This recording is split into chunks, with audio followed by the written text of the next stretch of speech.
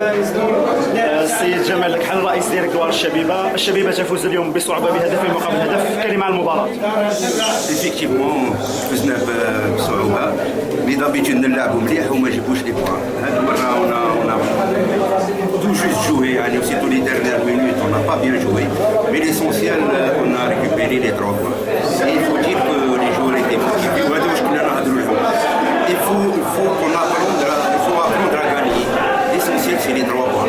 C'est vrai que même les supporters, ils étaient énervés par rapport au déroulement du match, les 30 minutes là, mais il faut apprendre à gagner. Alhamdoulilah, l'essentiel, c'est les 3 points. Mais on a un très bon match. Contrairement au passé, mais on a fait les 3 points. La fois passée, on a mis les 3 points. Barakallahu fikum. Et bon courage pour l'ensemble. الثاني وبعد ذلك الاراده تاع اللاعبين، يعني اللي راهم مشكورين على الجهد اللي داروه. الاراده تاع اللاعبين يزون فولي غاني لو ماتش لو غاني جو لي فيليسيت، وهذا هو الفوتبول كونسا. مي لو كومبورتمون تاع لي سيبورتر ما عجبنيش.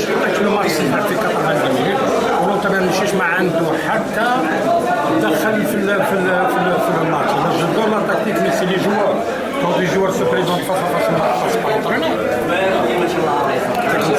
السنغال وليد، الشبيبة اليوم تفوز بهدفين مقابل هدف، مقابلة صعبة. كلمة عن المباراة.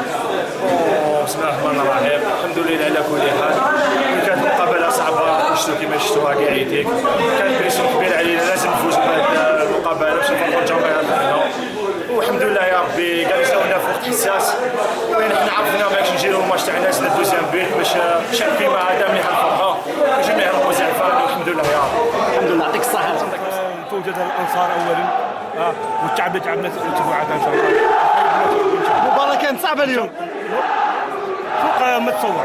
الحمد لله. الفريق ثاني وتريح، وهاك شوف ما كنت فريق منظم من كل. الحمد لله.